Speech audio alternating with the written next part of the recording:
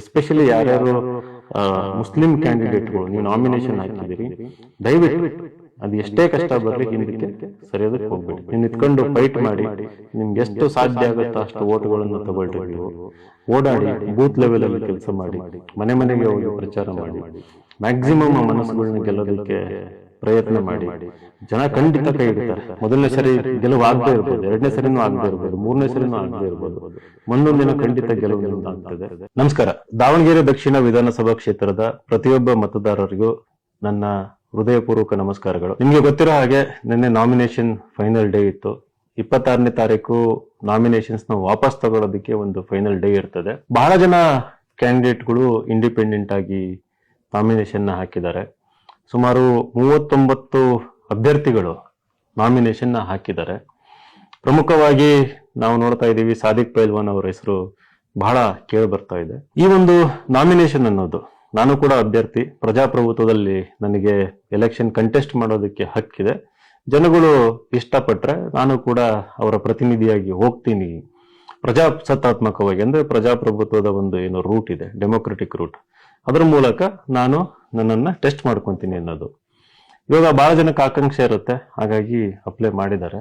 ಹಾಗಾಗಿ ಯಾರ್ಯಾರು independent nomination ಹಾಕಿದ್ದೀರಿ, ನಿಮ್ಮಲ್ಲಿ ಬಹಳ ವಿನಮ್ರತೆಯಿಂದ, ಕಳಕಳಿಯಿಂದ ನಾನು ಮನವಿ ಮಾಡ್ಕೊಂತ ಇದ್ದೀನಿ, ದಯವಿಟ್ಟು ಹಿಂದೆ ಸರಿಯೋದಕ್ಕೆ ಹೋಗ್ಬೇಡಿ. ನಿಮಗೆ ಒಂದೇ ಓಟ್ ಬರಲಿ, 2 ಓಟ್ ಬರಲಿ, 10 ಓಟ್ ಬರಲಿ, 20 ಓಟ್ ಬರಲಿ, ಅದು ನಿಮ್ಮನ್ನ ಡಿಫೈನ್ ಮಾಡಲ್ಲ. ಅದರಿಂದ ನಿಮಗೆ ಸಮಾಜದಲ್ಲಿ ಏನೋ ಒಂದು ಕೆಟ್ಟ ಹೆಸರು ಬರುತ್ತೆ, ಆ ರೀತಿ ಏನು ಅನ್ಕೊಳಕ್ ಹೋಗ್ಬೇಡಿ. ಅದೆಷ್ಟಾದ್ರೂ ಓಟ್ ಬರಲಿ. ನೀವು ಇಂಡಿಪೆಂಡೆಂಟ್ ಹಾಕಿದ್ದೀರಿ ಅಂತಂದಾಗ ಈಗ ನಿಮ್ಗೆ ಶುರು ಆಗಿರುತ್ತೆ ಫೋನ್ಗಳು ಬರೋದು, ಒತ್ತಡಗಳು ಬರೋಂಥದ್ದು. ದಯವಿಟ್ಟು ನಂಬಕ್ ಹೋಗ್ಬೇಡ್ರಿ. ಏನ್ ದೊಡ್ಡವ್ರು ಬಂದು ಹೇಳ್ತಾರಲ್ಲ, ನೀ ನನ್ನ ಸ್ನೇಹಿತ, ನಾಳೆ ನಿಮ್ಮನ್ನ ಬೆಳೆಸ್ತೀವಿ, ನಿಮ್ಗೆ ಅದನ್ನ ಕೊಡ್ತೀವಿ, ಇದನ್ನ ಕೊಡ್ತೀವಿ, ಈ ಪೋಸ್ಟ್ ಕೊಡ್ತೀವಿ, ಅದನ್ನ ದಯವಿಟ್ಟು ಈ ಒಂದು ಅಲ್ಪಕಾಲಿಕ ಏನು ಶಾರ್ಟ್ ಟರ್ಮ್ ಗೋಲ್ ಅಂತ ಹೇಳ್ತೀವಿ, ಅದನ್ನ ನಂಬ್ಕೊಂಡು ನೀವು ಹಾಳಾಗಕ್ ಹೋಗ್ಬೇಡಿ. ನಂಬಿರೋರ್ನು ಕೂಡ ಹಾಳು ಮಾಡಕ್ ಹೋಗ್ಬೇಡಿ. ಇವರು ಎಸ್ಪೆಷಲಿ ಯಾರ್ಯಾರು ಮುಸ್ಲಿಂ ಕ್ಯಾಂಡಿಡೇಟ್ಗಳು ನೀವು ನಾಮಿನೇಷನ್ ಹಾಕಿದಿರಿ, ದಯವಿಟ್ಟು ಅದು ಎಷ್ಟೇ ಕಷ್ಟ ಬರಲಿ ಹಿಂದಕ್ಕೆ ಸರಿಯೋದಕ್ಕೆ ಹೋಗ್ಬೇಡಿ. ನೀವು ನಿಂತ್ಕೊಂಡು ಫೈಟ್ ಮಾಡಿ, ನಿಮ್ಗೆ ಎಷ್ಟು ಸಾಧ್ಯ ಆಗುತ್ತೋ ಅಷ್ಟು ಓಟ್ಗಳನ್ನ ತಗೊಳ್ರಿ. ನೀವು ಓಡಾಡಿ, ಬೂತ್ ಲೆವೆಲ್ ಅಲ್ಲಿ ಕೆಲಸ ಮಾಡಿ, ಮನೆ ಮನೆಗೆ ಹೋಗಿ ಪ್ರಚಾರ ಮಾಡಿ, ಮ್ಯಾಕ್ಸಿಮಮ್ ಆ ಮನಸ್ಸುಗಳನ್ನ ಗೆಲ್ಲೋದಕ್ಕೆ ಪ್ರಯತ್ನ ಮಾಡಿ. ಜನ ಖಂಡಿತ ಕೈ ಹಿಡಿತಾರೆ. ಮೊದಲನೇ ಸರಿ ಗೆಲುವು ಆಗದೆ ಇರ್ಬೋದು, ಎರಡನೇ ಸರಿನೂ ಆಗದೆ ಇರ್ಬೋದು, ಮೂರನೇ ಸರಿನೂ ಆಗದೆ ಇರ್ಬೋದು, ಮುಂದೊಂದಿನ ಖಂಡಿತ ಗೆಲುವು ನಿಮ್ದು ಆಗ್ತದೆ. ಈ ಒಂದು ಸಂದೇಶನ ಈ ವಿಡಿಯೋ ಮೂಲಕ ಹೇಳ್ಬೇಕಂತ ಅನ್ನಿಸ್ತು, ಹಾಗಾಗಿ ಹೇಳಿದ್ದೇನೆ.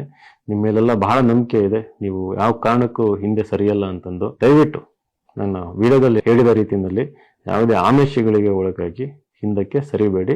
ನಿಮ್ಮ ಮೇಲಿರೋ 1% ಏನ್ ಗೌರವ ಇರ್ತದಲ್ಲ, ಅದು ಇವತ್ತು 100% ಇರೋದು 1%, 0% ಇಳಿದು ಹೋಗ್ಬಿಡುತ್ತೆ.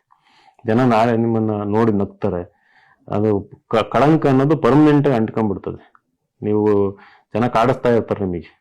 ಅದನ್ನ ಒತ್ಕೊಂಡು ಬದುಕೋದಕ್ಕಿಂತ ಸ್ವಾಭಿಮಾನಿಯಾಗಿ ಒಂದು ಹೋರಾಟ ಮಾಡೋದು ಬಹಳ ಲೇಸು. ಒಂದಿನ ಹುಲಿಯಾಗಿ ಬದುಕ್ರಿ, 100 ದಿನ ಇನ್ನೇನು ಆಗಿ ಬದುಕೋದಕ್ಕಿಂತ ಅಂತ. ನಮಸ್ಕಾರ.